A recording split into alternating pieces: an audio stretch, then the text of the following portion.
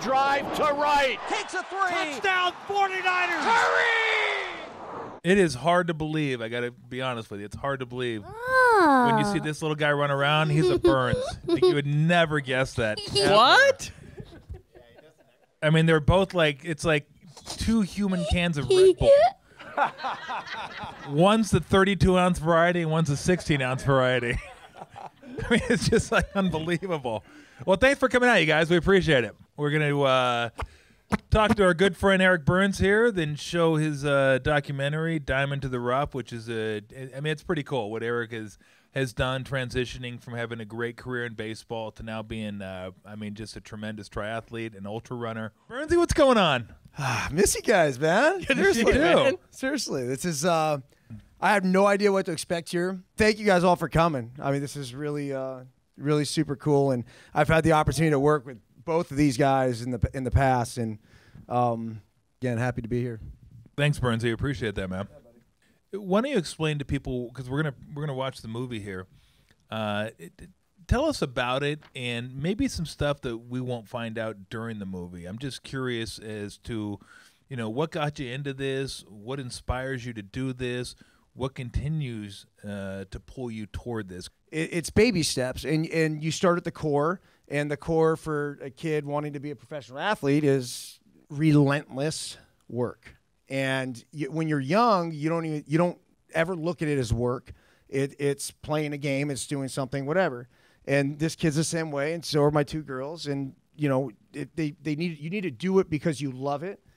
And then all of a sudden, it gets to a higher level, and then you all of a sudden realize, okay, it's I'm here. And so it went from, for me, I'm gonna give you guys an example. Like playing baseball, it was hitting balls against the best pitcher in the Little League when I was his age, and the kid was like 10 years old, throwing 65 miles per hour tennis balls at me, and I'm just one after another. All of a sudden, one day I'm catching up to him, I'm whacking him, and then pretty soon it was my dad used to throw me BP. He knew nothing about baseball, and he would throw me BP day after day after day. He had no idea what he was doing, and eventually he's like, "Look, my arm's about to fall off.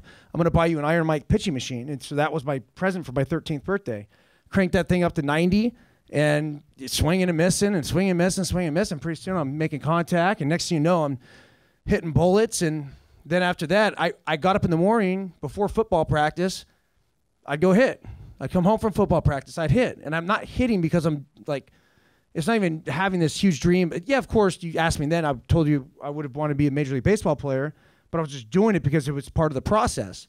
And I loved doing it. And I had that authentic joy of doing it. And eventually I'm facing Dan Serafini, who was a first-round pick when I'm a sophomore in high school. I get called up to varsity. I'm facing Dan Serafini. He got to throw 92 miles per hour from the left side. Nobody can touch him because I hadn't seen it. And I'm hitting bullets up the middle. Well, why was I hitting bullets up the middle? I'd done it before. If I had never seen 92 mile per hour fastballs, then I wouldn't have touched them either. And so that's all of a sudden, like, scouts recognize that, right? Well, this ultra running is the same way. You know what my process was? Seriously?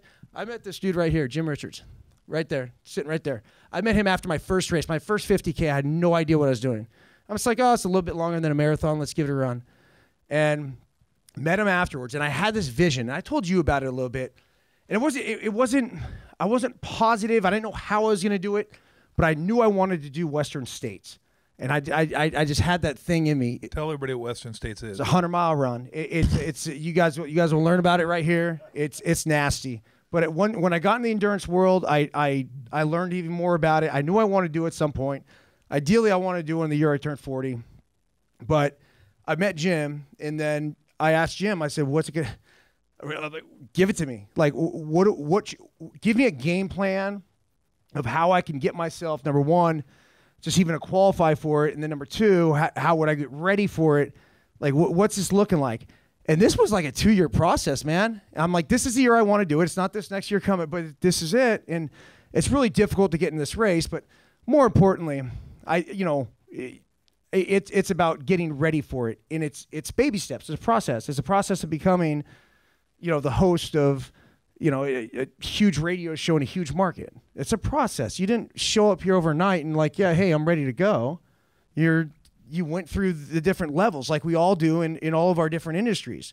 So that's what I did. And I started the route, and the route was doing that first 50K and then finding people and surrounding myself with people that knew what they were doing and helped me along. Well, tell people, Byrnes and I were playing golf in Tahoe last year, and the first hole we're playing, I asked him, I said, when were you nervous? Like, when did you think, oh, bleep? Like, I mean, 100 miles, I mean, that's a long way to drive.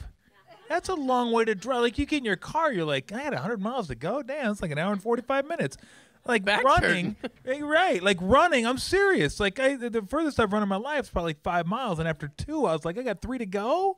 Are you kidding me? Like, can you imagine going, I got 98 to go? So I don't know if you remember what you told me. Like, when I asked you, like, was there any point did you think, this might be too much? And then you also, if you tell them the story, too, about what you told me about the one interesting thing I never even thought of, like markings on the course, like 100 miles, like what that might mean. Yeah, well, the markings were one of my biggest concerns, just going off course. And ironically, and Jim knows this, we were just talking about it, is that the guy who was killing it, was like going for a course record last year in the same race I was at, like went off course. How about my man that ran 104 miles because he took a wrong turn? You want to talk about being chapped? That will chap your ass. Are you kidding me? Like, I just ran 104. Yeah. 104. I took a wrong turn. I got 4 miles. I get mad when I miss an exit. Like, I just like, are you? I just want to give up. Yeah, are you kidding me? I had to run 4 more miles. Like, that wasn't hard enough. That's what Walmsley ran, right? he went off and he came back.